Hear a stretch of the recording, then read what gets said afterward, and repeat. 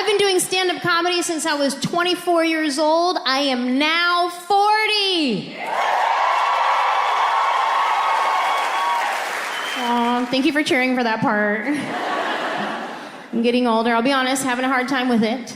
I thought I was gonna be the girl that no matter what age I was just gonna embrace it. Like, that's me. Yes, queen, yes. Turns out that's something you say in your 20s.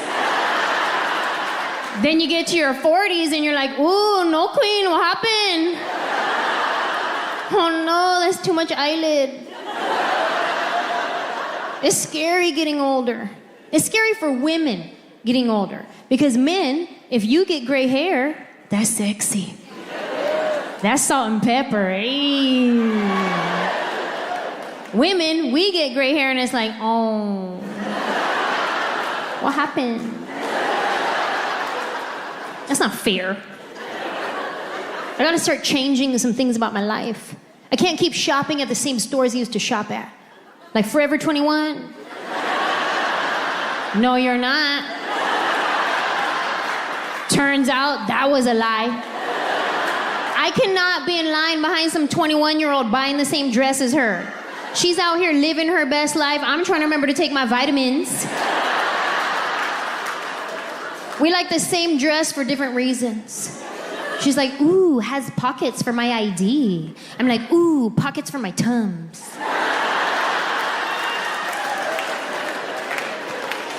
You gotta put that down. Go to Ann Taylor Loft where we belong.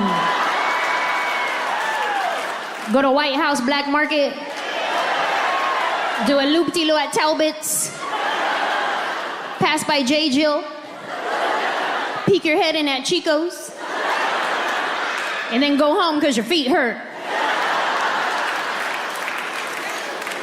I'm approaching the age where I'm gonna start getting my clothes the same place I get my groceries.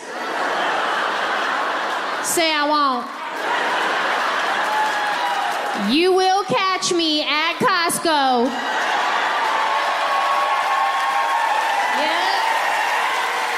About to get them Kirkland jeans, them Kirkland socks, that Kirkland body wash. Hey, this Kirkland gang, what?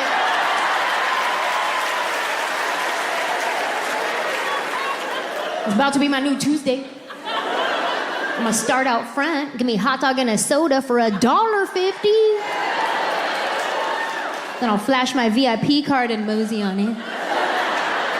I start with a lap of samples. Then I take my hair out of my ponytail, make a lap in the other direction. Round two. Hey, but if you come in for a second sample at Costco, be warned. These sample ladies get offended.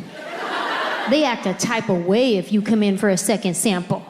Like they have been baking from scratch all day long.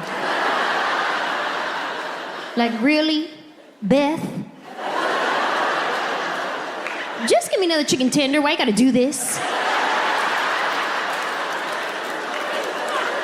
It's embarrassing enough just asking for a sample. It's embarrassing, right? Because you have to pretend like you've never heard of this product before.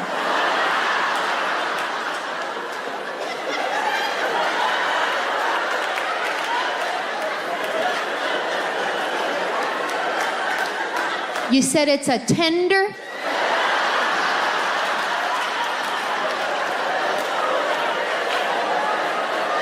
And you dip it?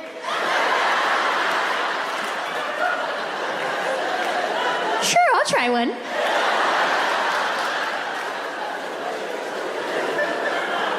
I be coming up with lies just to get a second sample. I do. I'll be like, I'm sorry, can I get another one for my husband who's really hungry? Where is he? Oh, he's at home. I forget that I'm a little bit famous and sometimes people recognize me because one time I came in for a second sample and the sample lady was like, I've seen y'all. I was like, on TV? She goes, no, this is your third time. Mind your business, Beth.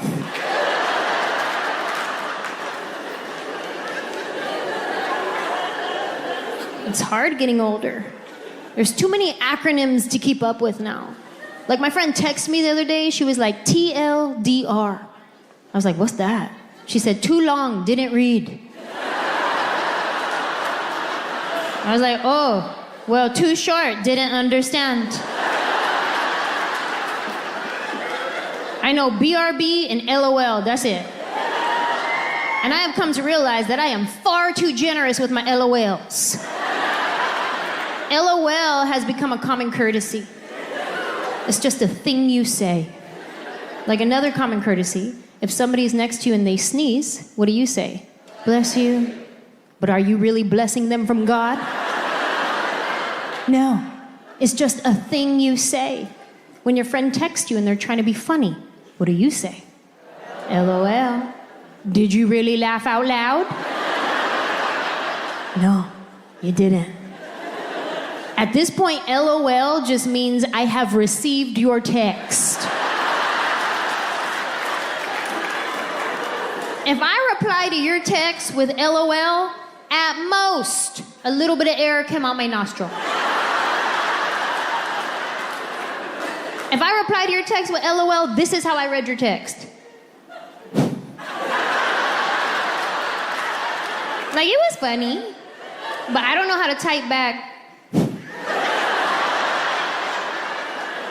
If I reply to your text with ha ha ha ha ha, that's funny. If I reply to your text with bwah ha ha ha ha, like BWHAHA, that means that was so funny I had to spit something out my mouth. If I reply to your text with rows of ha ha ha ha ha ha, I start using other letters like HAJK ha ha ha, QRST ha ha ha, that means that I said something funny and I'm really proud of myself.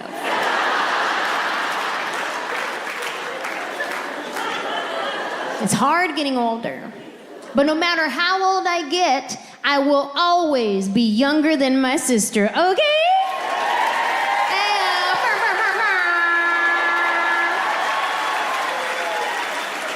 My sister's little sister. Any other little sisters here tonight? Little sisters?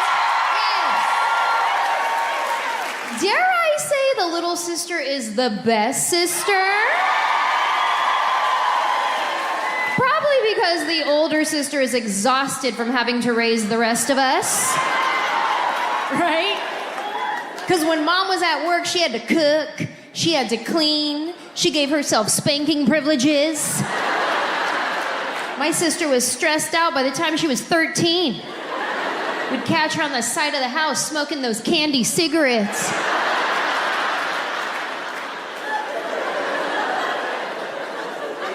There was a dark period of time where she was going through about 6 packs a day. Probably because those things only had 1 puff of smoke in each cigarette. Those were some wild times, man. We'd be at the ice cream truck ordering fake cigarettes, fake chewing tobacco. I was 9 years old doing lines of lemon salt on my hand. Wild. I am my sister's little sister. We grew up best friends. We're still best friends. I talk to my sister like 5 times a day, which is great for me, not so much for her because she has a real job. And I call her when she's at work, so she answers the phone in her work voice. Hello. I go, hi. What's up? Oh, nothing. What are you doing? I'm working. Dang, you work every day? Mm-hmm.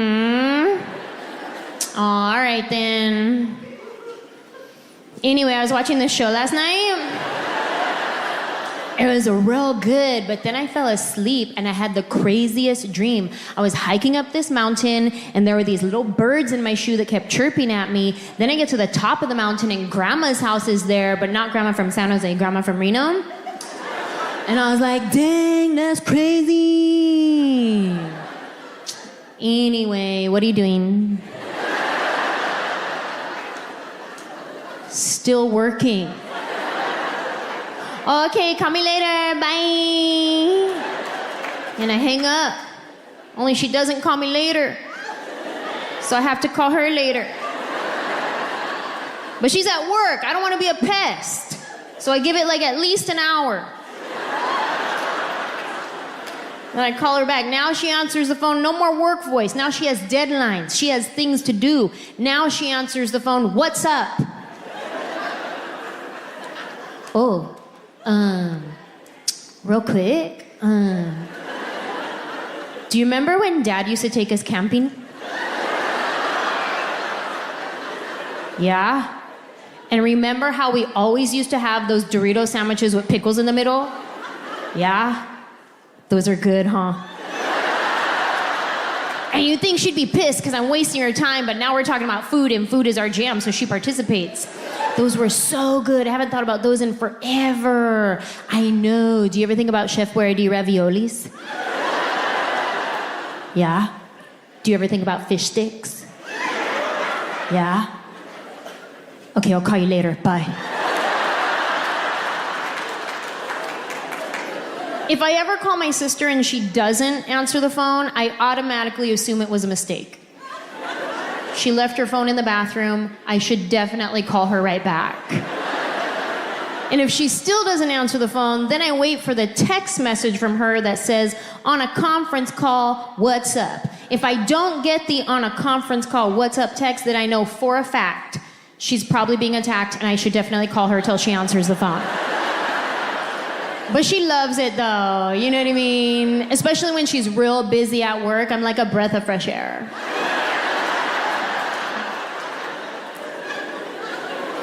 Sometimes I call my sister and we don't say anything at all. We're just on the phone. And my husband doesn't get it. He's like, what are you doing? Hang up the phone. I'm talking to my sister. But neither one of you are saying anything. Yeah, because we're thinking about what we're gonna say next. I love hanging out with my sister. We hang out all the time. Although it's been difficult over the past few years because of the pandemic. And I find it funny that everybody experienced it differently depending on what part of the world you live in. Like I remember when things first started going down in 2020, we were watching the news and it was like everybody in Italy was dying. Everybody in Spain had to stay in the house. Everybody in Florida was on spring break whole time. Just wildin'. I don't even know if they heard about COVID. Because they were at the club every night like, hey, I'm a savage, yeah. Blushy, blushy, blushy, yeah. And I was at home watching the news like, Florida, what are you doing? You're embarrassing us.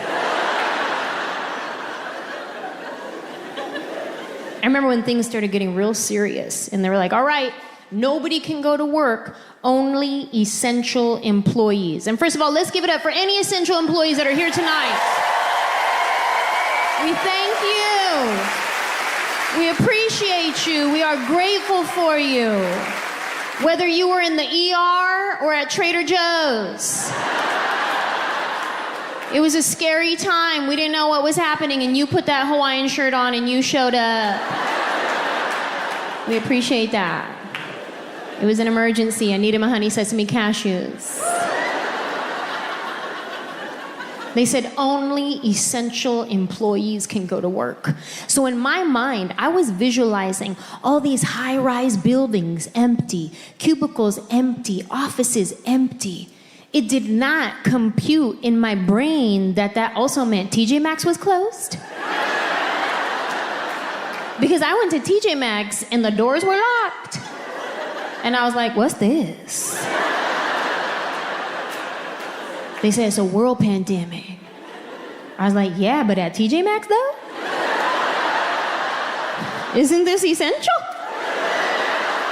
It is for me. Any other Maxinistas in the building tonight? Yes, Maxinistas, we go to TJ Maxx when we don't need anything. It's just a part of our mental health day.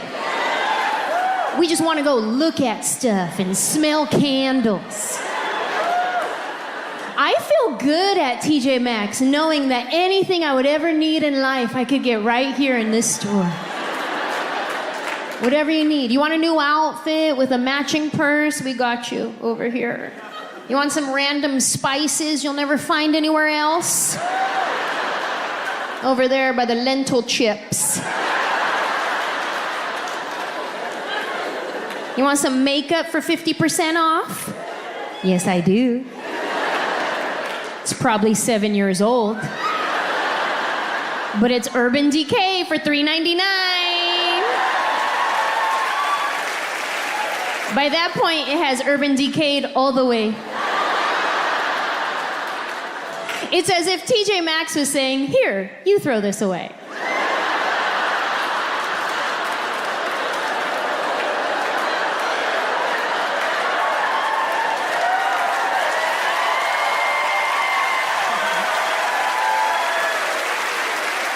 I love TJ Maxx. But they always get me at the end in that zigzag register line. Right? Where they have all the last minute buys. All the things you didn't know you needed in your life. I can be walking around TJ Maxx for like an hour. I have 2 things in my cart. Then I start making my way through the line. By the time I get to the register, 87 items. All right here in the home stretch, you start walking through, you're like, oh wow, candles, coffee mugs, dog treats, slippers, wow. And then the line starts moving too fast. You're like, wait, I didn't get to see everything yet. Hold on.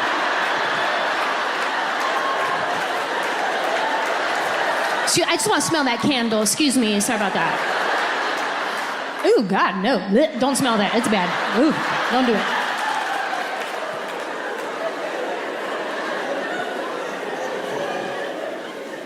Love TJ Maxx. The doors were locked. I couldn't get in. I tried.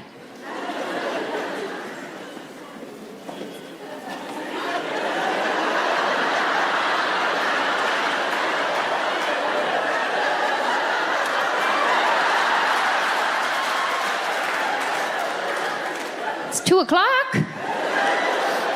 This is getting serious. A lot has changed since COVID. Globally, on a world scale, things have changed. But even individually, in our own lives, we have all experienced change in some way. Like, I know people who have quit their careers, quit the gym, quit their marriage. A lot of divorces in 2020. People were like, whoa, whoa, whoa, I didn't sign up for all this. Actually, you did, till death do us part. Yeah, but every day, though?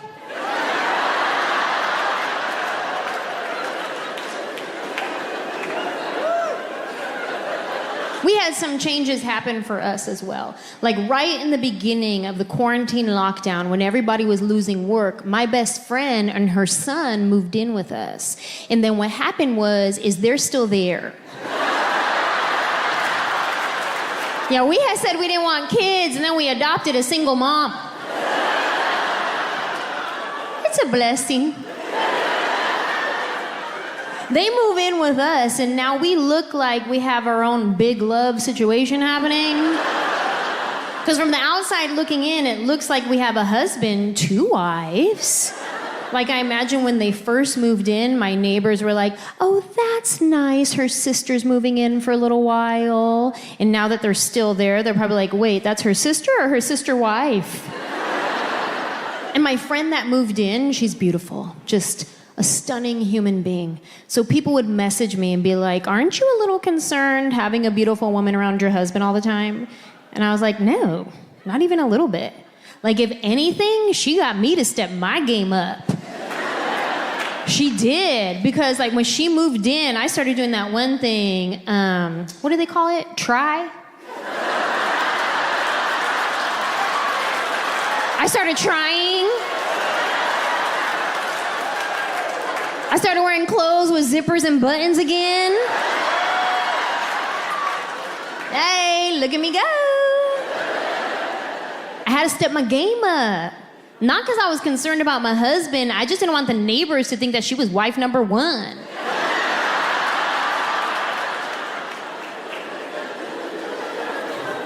Her son, Elijah, he was 10 years old when they first moved in. And he's used to being parented by one person, a single mom who's doing the best she can. So he knew how to work the system.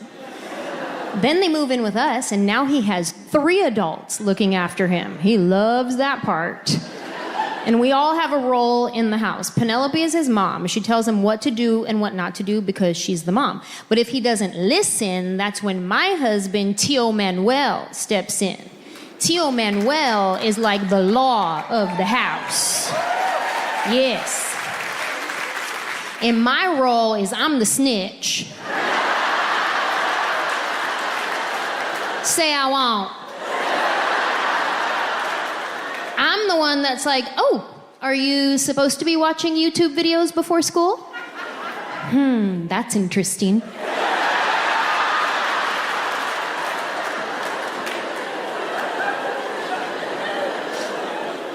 I love Elijah. I'm very close with Elijah. I'm his godmother. I'm Nina. So we have the auntie-nephew relationship.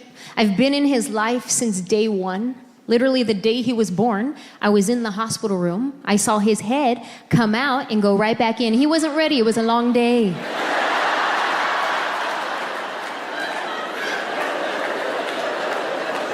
I love Elijah. We're very close. He's my godson. But something happened. When they moved in, our dynamic shifted to be more like siblings who fight. And I realized we were both fighting for attention. He's used to having his mom's attention all to himself. Then they move in with us, and I'm like, my best friend lives with me. We're gonna hang out every day. This is gonna be great. So now I'm the thing in his way. But he's also the thing in my way. He doesn't have siblings, so he doesn't know how to share. I don't have kids. I don't know how to share. So now we just bump heads. Sometimes Elijah and I will have good conversations with each other, but other times I just see him in the hallway and check him.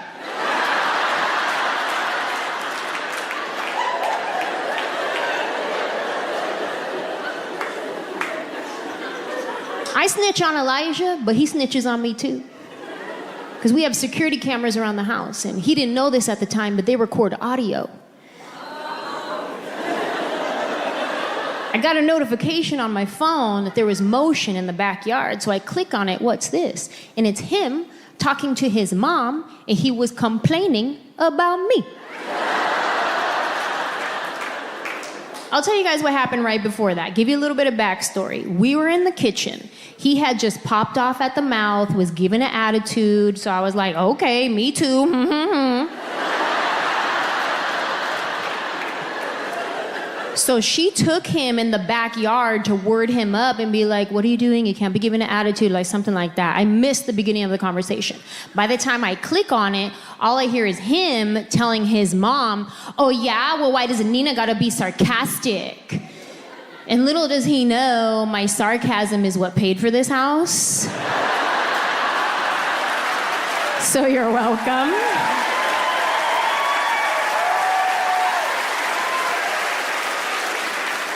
But now I have to chime in on my camera speaker.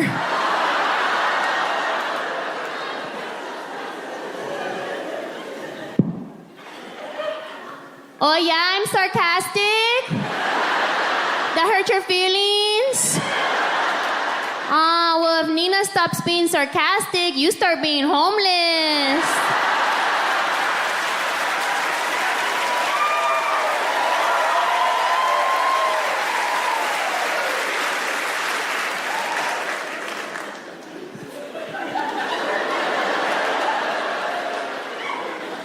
We had another big change happen for us because I was born and raised in California. Spent my whole life there.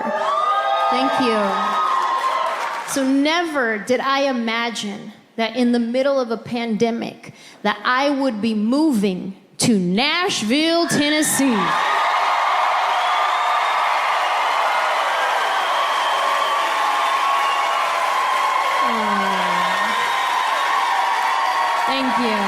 Listen, that's very kind of you to cheer for that. Because I am well aware that people from Nashville do not like Californians moving here.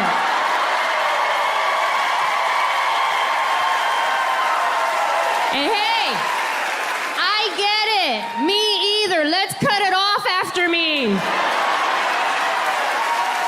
This is getting ridiculous.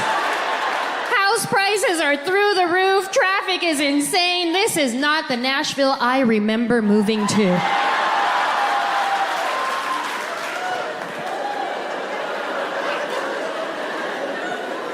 I'm learning a lot being a California girl living in the South because it's different here. I've learned when I go to a restaurant, if I order an iced tea, it automatically comes with 3 pounds of sugar in it. Y'all call that sweet tea. We call it diabetes.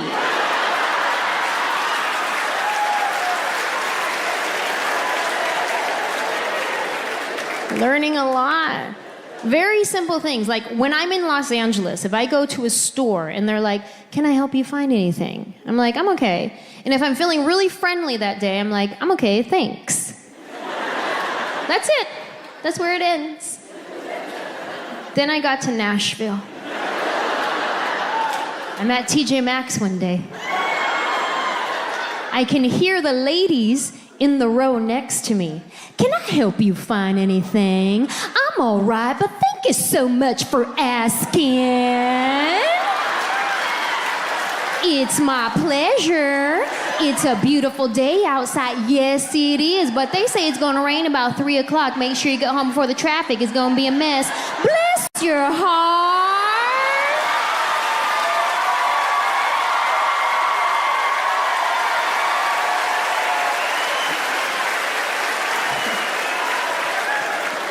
I was like, ooh, I don't know if I have energy for the South. I don't know how to do it. Like, who stops talking first? Then I look around the corner and neither one of them even worked there.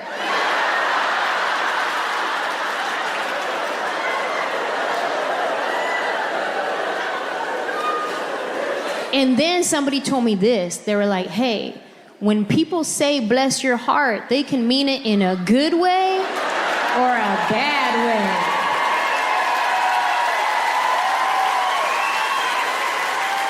And I was like, what? Like, how you do a bad bless?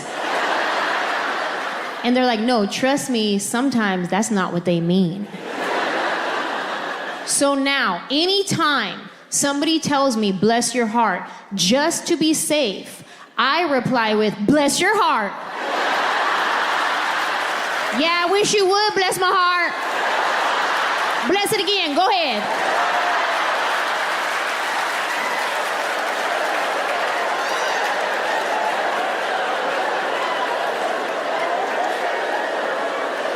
It's kind of like the old fighting words at church. I'ma pray for you. Oh, that's funny, because I'm already praying for you. Yeah, you been on my prayer wall. About to lay hands on you too, say I won't.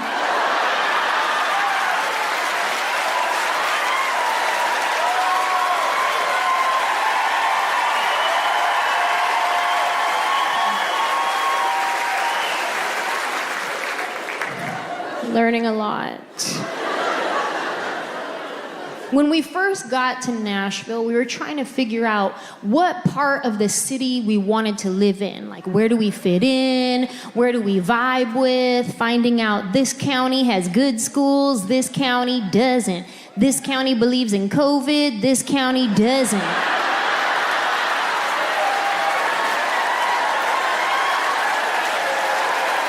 Where do we fit? And I would tell my friends, I'd be like, hey, I want to live somewhere where I could get a lot of land. And they're like, okay, you want to head south. I'm like, okay, cool. But I also don't want my neighbor to be racist, so how far south? You know what I mean? Like, are we talking Franklin or Pulaski? Like, how far?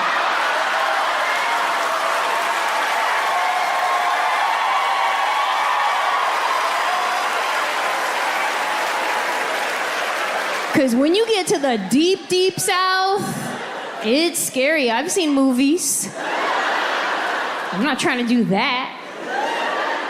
I mean, if they have a TJ Maxx there, I will pray about it.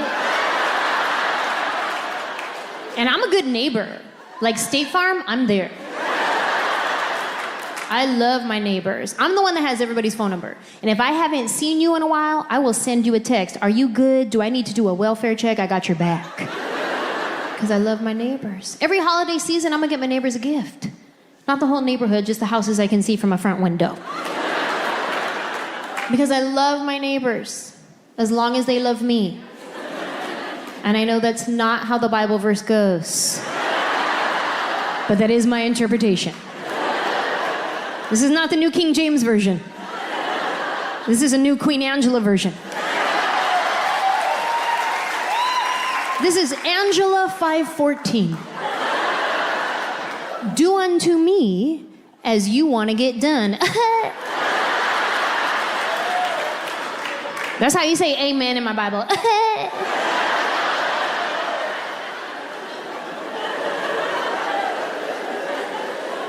You could come to my Bible study. It's on Tuesdays. Learning a lot. One thing I learned right out the gate is allergies are a whole different beast in the South. Because when I live in Los Angeles, we don't really get all the seasons. We get summer and fire. So Zyrtec works just fine there. Then I get here, come to find out, Zyrtec lost their subscription or something. It did not work. One day I went to pour the Zyrtec pill in my hand and the wind just blew it off. It was like, don't bother. It's so fun waking up every morning playing COVID or allergies. You guys know that game? Where you wake up in the morning and your sinuses are doing a weird thing, and you're like, wait a minute, hold on. Am I dying or did I have dairy? Can I taste anything? Get me some peanut butter. Can I taste? I was actually really lucky. For the first 2 years, I did not get COVID at all. And then earlier this year, she got me, little hoe. She gets around that one. At this point, I know more people who have had it than who have not had it. I know people who've had it with no symptoms whatsoever, and I know people personally who have passed away from it. So my heart goes out to anybody here who has lost somebody from COVID. I've been tested for it many times, and the first time I got tested, my friends tried to warn me about it. They were like, yo, it's intense. And it actually wasn't that bad, probably because they let me do it myself. Yeah, they gave me the Q-tip. And they're like, okay, you want to go all the way in your sinuses? And I was like, okay. Sure. How about I just put it in my nostril and I wiggle it a lot? Can you test boogers? I'll give you some of those. The second time I got COVID tested, the nurse did it, and he went all the way up in there to where like my eyelids started closing. I was like, whoa, you're manually closing my eyelid.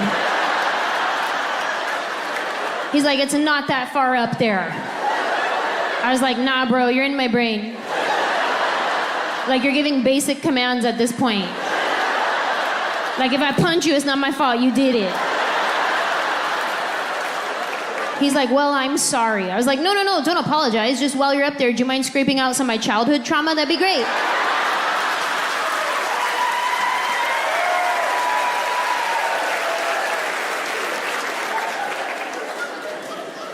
Could you imagine if that was a real option? Get your childhood trauma scraped out with a COVID test. You'd catch me at the CVS pharmacy drive-thru like once a week. They're like, can we help you? Hi, I'm here for my COVID test. Also, when I was 8, my mom forgot me at the store.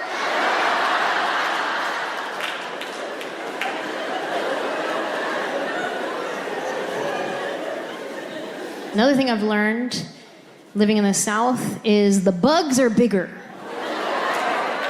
Y'all got some Nashville geographic stuff happening here. Like in California, we have bugs, but our bugs are cute. Then I get to Nashville. I went to get in my shower one morning. There was a spider in my shower. Now this spider was so big, I thought I was interrupting him. I did. I went to open the shower curtain. I was like, oh my God, I'm so sorry. I didn't know anybody was in here, my bad. He was big and he was furry too. Yeah, I didn't know if I should brush it or smush it. I didn't know. He was so furry, he had dander. Ew. I need my Zyrtec pill just for the spider dander. I was like, sir, the Head and Shoulders is right there. Help yourself. If I ever have to kill a spider that big, I am morally conflicted. Because at that point, that's a pet. Put a collar on that thing, that's Bubba. Bubba had plans that day. He was just getting started, he's in the shower. That's messed up. If you ever have to kill a spider that big, you could hear the crunch. And if you hear the crunch, you know that thing had a soul. That's messed up. I used to kill any spider or bug that was around because I don't like bugs at all. But over the past couple of years, I have this newfound respect for nature and insects. So now, if I ever see a spider in my house, what I like to do is scoop it up in a container, take it outside, throw it in a bush, and then immediately go like this.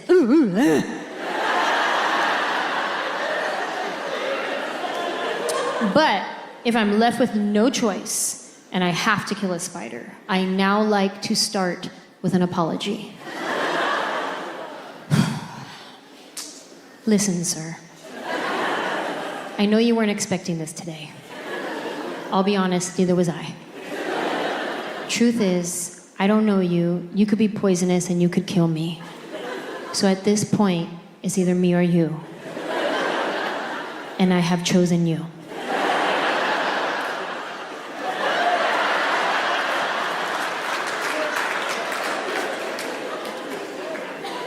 There was this one night, I was home alone, by myself. Because that's what home alone means. And I was watching The Night Stalker. Did you guys see that one? The documentary about the serial killer that was in Southern California, like back in the 80s. So I'm home alone watching this show, super creepy. Episode's done, I turn the TV off, and all of a sudden, I hear this on my front window. I said, nope.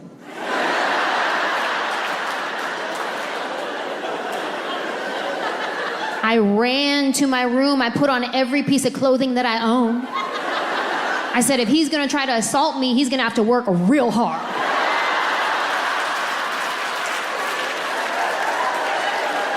I don't have no weapons in the house. What's my self-defense weapon? Denim, 3 pair.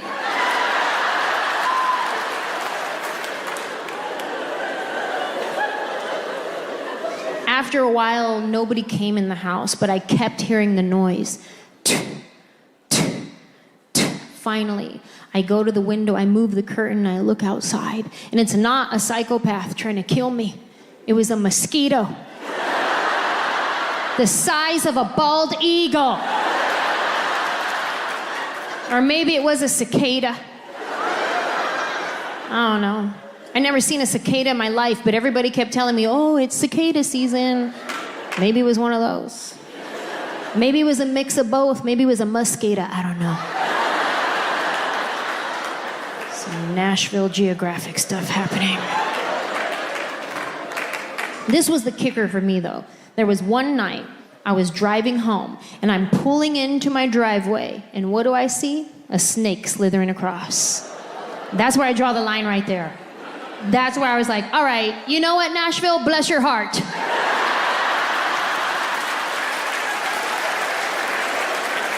This is getting ridiculous.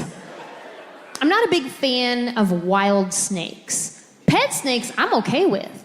Like if there was a snake right here and he came with a cosigner, like he came with a guy that was like, oh yeah, that's my pet, he's cool. I like that snake, that's a good snake. Him? I don't know him. He probably had that snake since he was a baby.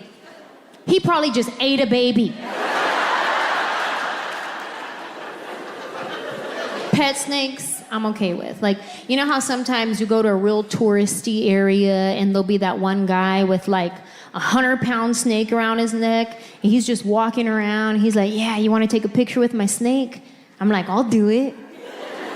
He's like, all right, $20. Yeah, I don't need no picture. But the point is, I was down. I was gonna do it if it was free. Because free is my love language.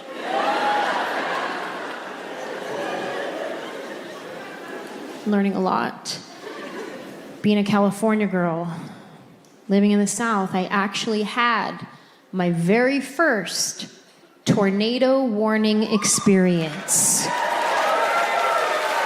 And like I said, I'm from California. We don't get tornadoes in California. We get earthquakes. Now, earthquakes are scary for people who have never experienced one. But actually, they're not that bad. To be honest, I will take an earthquake over a tornado any day. Like, let me tell you, give me a 3.5, a solid 4, I will ride that quake like, hey.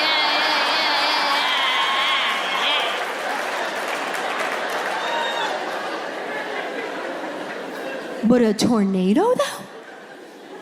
I don't know anything about tornadoes. This is what happened. We were asleep. It was 3 a.m. I get one of those Amber Alerts on my phone. The alert that goes off real loud. And I was like, okay, first of all, what child is getting kidnapped at 3 a.m. that they need to wake me up to tell me about it?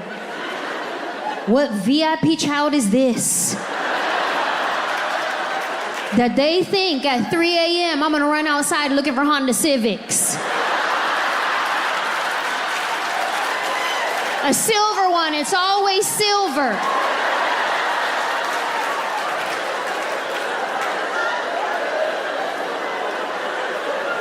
I check my phone. Whose kid is this?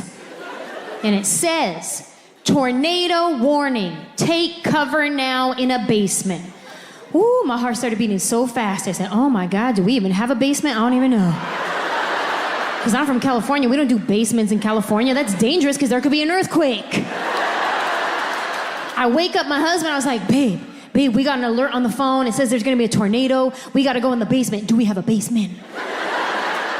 Now, my husband is an army brat. He grew up everywhere. He spent a lot of time in Kansas, and he was like, oh, we used to get these all the time. Don't even worry about it. Just go back to sleep.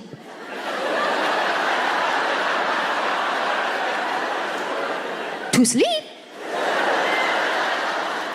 But they just woke me up. I don't think that's what they want. He was like, what county is it in? Oh yeah, that's like 5 miles away. We're good. We could watch it from the front.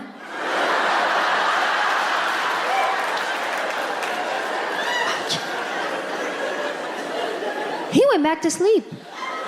Wasn't even stressed at all. I got up. I said, oh no, this is an emergency. We sleep with one of those sleep sound machines that plays like the rain sounds. So we were already in the midst of a storm.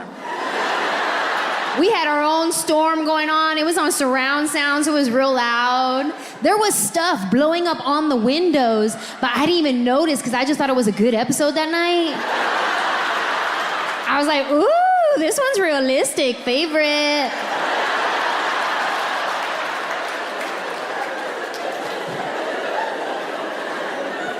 I get up, I turn the sleep machine off, and that is when we can hear the tornado sirens outside. Brrr, brrr. Then my husband, go, go, go, get up, go, go, get up, go. What? But you said we could watch it! We both start freaking out. I'm grabbing things we don't even need, like Windex, a stapler. Where do we go?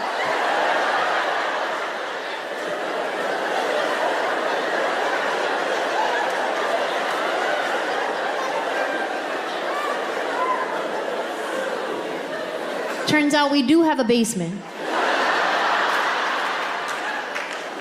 Guess where it is? Outside. Like we're in the Wizard of Oz. We keep it locked for safety. And we keep the key in the junk drawer in the kitchen. You highly underestimate what you consider junk until you're in an emergency situation. Now, I don't know how you guys keep your junk drawers at home. Maybe you're highly organized. I open up my drawer, I gotta sift through a bunch of dead batteries, expired coupons, hella rubber bands. We don't even use rubber bands. But every time we get one, we gotta save it. Why? What is so sacred about a rubber band that we can't throw it away? Whether it came wrapped around the newspaper or asparagus, it's in the drawer now. And that asparagus rubber band, that's a good one. Woo. We better save this.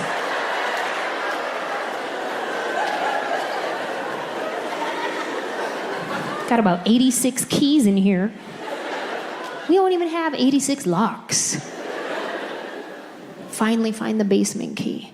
We go outside, unlock the door, get down into the basement, and that is when we realize that we are fully unprepared for this situation. We have no emergency necessities down there. No water, no food, no batteries, nothing. Just me, my husband, and hella spiders. And they were all looking at me real suspect-like too. Like they recognize me.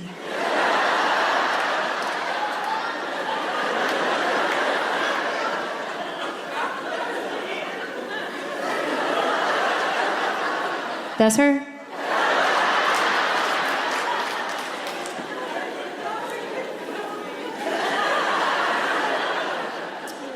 Listen, ma'am. I know you weren't expecting this today.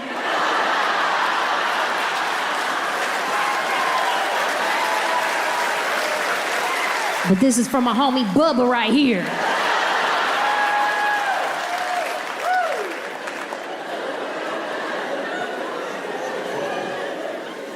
While we were trying to figure out what part of the city we wanted to live in, my husband and I were staying in a studio apartment.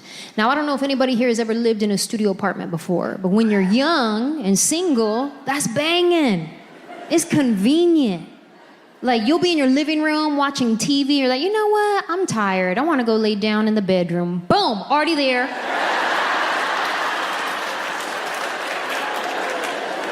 Convenient when you're young and single. However, studio apartment living when you're married isn't real conducive to staying married. Because you have no personal space. Like at our old house, if we got on each other's nerves, he goes to this room, I go to that room, we cool off, we're fine. Now in a studio apartment, if we get in an argument, when we're done arguing, we just gotta keep looking at each other's stupid faces. You know how hard that is? That is challenging. That should be a TikTok challenge, do that one. And my husband's good looking. Typically, he's really fun to look at. But if we have been arguing, I will make all his pretty features real ugly real quick. I'll be like, you know what? You see how your teeth are perfectly straight and you don't need a retainer? That's annoying. And like, we get it. You have perfect bone structure. Honestly, you have no character in your face. Get a scar.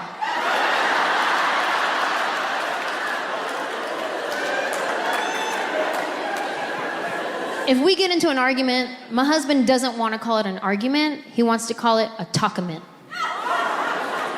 Just the fact that he wants to call it a talkament, to me, now we're in a full-blown argument. He wants to call it a talkament because he wants to talk it out. Let's get to the bottom of it. Let's get to the root of the problem. And when my husband talks it out, he likes to talk in circles. Circles are his favorite shape. He likes to say the same thing he just said, but a little bit differently. Because he's talking it out. And when my husband talks it out, he likes to ask a lot of questions. Questions.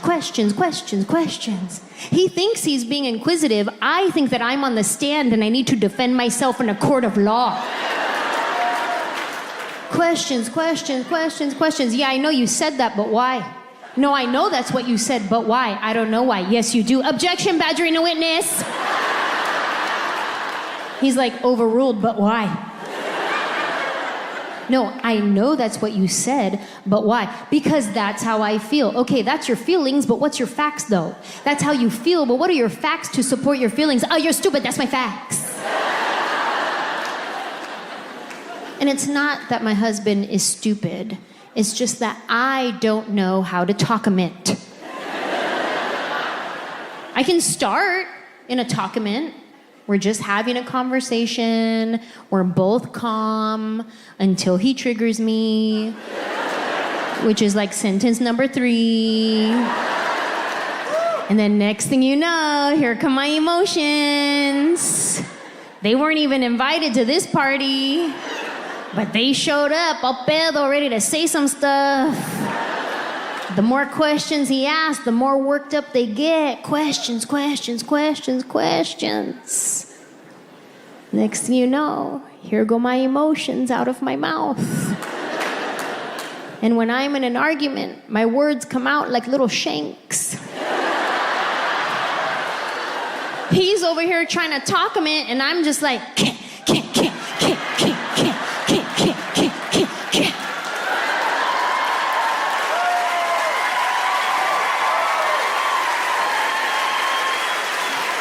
And now I have a bloody word massacre to clean up.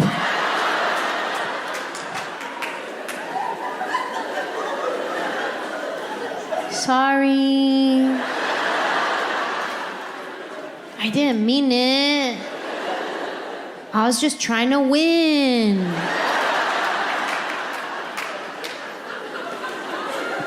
My therapist hates that joke.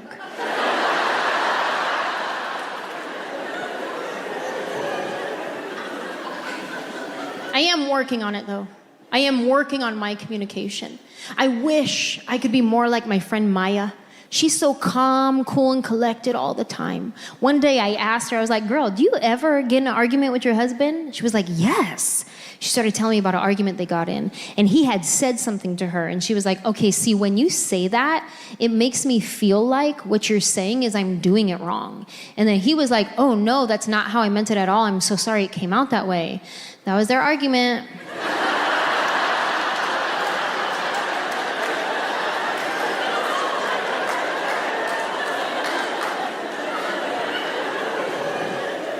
I'm sorry, what? How do you do that? Like, how many COVID swabs do you need up there to respond like that? Like, no emotions involved, just clearly communicating. When you say that, it makes me feel like what you're saying is I'm doing it wrong. Me in that same conversation, oh, so I can't do nothing right then? Wow, so why you even married to me?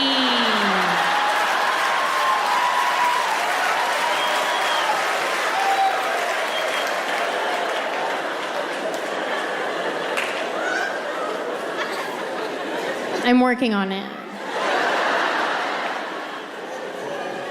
Living in a studio apartment when you're married, things that are normally easy are all of a sudden difficult, like watching TV. In a studio apartment, you have to both want to watch TV at the same time. Then you have to want to watch the same thing at the same volume preference.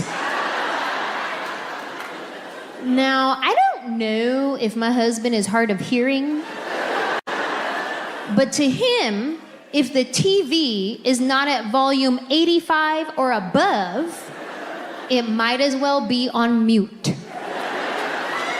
God forbid I bring the volume down to 65. He will passive-aggressively put on the captions. It's his silent way of yelling at me. If my husband cannot feel the vibration of every word coming out of the TV, not loud enough. And we watch different stuff. My husband likes to watch UFC fights and the Hallmark Channel. He's very diverse. He's into extreme violence and Candace Cameron Bure.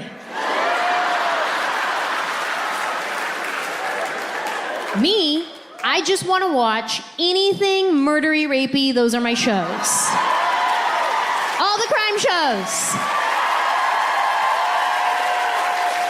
If there is not an investigation to be had, a bad guy to be caught, a soothing narrator voice telling me how the woman's body was dragged behind the building, then I don't want to watch it.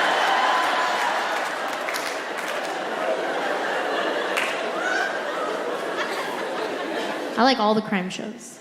Whether it's a network procedural drama like Law & Order, NCIS, SWAT, Criminal Minds, FBI, like anything Dick Wolf, yes, I'm gonna watch that. But I also love the docuseries shows, Forensic Files, The First 48.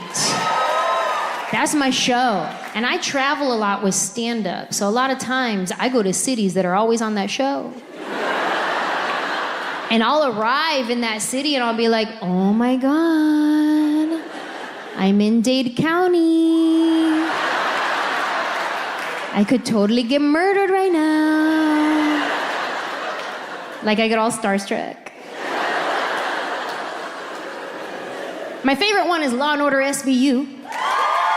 Yes. Anybody watching the spin-off Organized Crime with Detective Stabler? Let's talk about Stabler for a second.